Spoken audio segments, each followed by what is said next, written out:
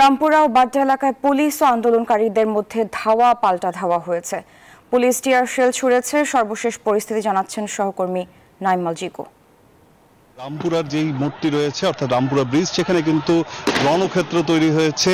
শিক্ষার্থী এবং পুলিশের যেই ধাওয়া পাল্টা ধাওয়া, সেটি কিন্তু প্রায় বলতে গেলে 2.5 ঘন্টা ধরে হলো এই ধাওয়া পাল্টা ধাওয়ার ঘটনা ঘটেই চলেছে। এই মুহূর্তে কিন্তু এখানে তারা সাজোয়া যান নিয়ে আসলে এসে উপস্থিত হয়েছেন এবং এখানে কিন্তু আইন শৃঙ্খলা রক্ষাকারী বাহিনী তারা হলো মুহুর্মুহু গুলি ছুড়ছেন, টিয়ার শেল নিক্ষেপ করছেন, সাউন্ড গ্রেনেড। এই পরিস্থিতিকে আসলে নিয়ন্ত্রণ করার জন্য রামপুরা মোড়ে যেই পুলিশ বক্সটি রয়েছে সেটি কিন্তু হলো ব্যাপকভাবে ভাঙচুর করেছেন শিক্ষার্থীরা এবং ভেতর থেকে আমরা শিক্ষার্থীদেরকে দেখেছি লাঠিসোঁটা হাতে নিয়ে। এর আগে বিশ্ববিদ্যালয়ের শিক্ষার্থী থাকলেও এরই মধ্যে কিন্তু আমরা বেশ কিছু স্কুলের শিক্ষার্থীদেরকেও এখানে লক্ষ্য করছি, যারা এখানে এই আন্দোলনের সাথে যুক্ত হয়েছেন এবং যারা পুলিশকে লক্ষ্য করে ইট পাটকেল ছুঁড়ে মারছেন। এখানে যেই কোণগুলো ছিল অর্থাৎ ট্রাফিক নিয়ন্ত্রণ করার জন্য যে কোণগুলো থাকে সেই কোণগুলোতে কিন্তু শিক্ষার্থীরা আগুন জ্বালিয়ে দিয়েছেন এবং পাশাপাশি এই রাস্তার উপরে যে বাসগুলো ছিল সেই বাসগুলোকে আসলে ঘুরিয়ে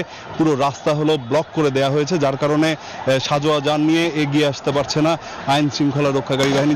এখানে ছাত্রলীগের বেশ কিছু কর্মীও কিন্তু প্রথমে এখানে এসে সংঘাতে জড়ায়। এই যারা আন্দোলনরত শিক্ষার্থী আছে তাদের সাথে আসলে সংঘর্ষে জড়ায় এবং এই পরিস্থিতি নিয়ন্ত্রণের জন্যই কিন্তু আইন শৃঙ্খলা বাহিনী তারা কিন্তু এখানে এসে উপস্থিত হন। সংঘর্ষের মধ্যে কিন্তু পুরো রামপুরা এলাকা পরিণত হয়েছে একটি রণক্ষেত্রে। তো এই পরিস্থিতি সামাল দেওয়ার জন্য প্রায় 2.5 ঘন্টা ধরে চেষ্টা চালিয়ে যাচ্ছে আইন শৃঙ্খলা রক্ষাকারী বাহিনী।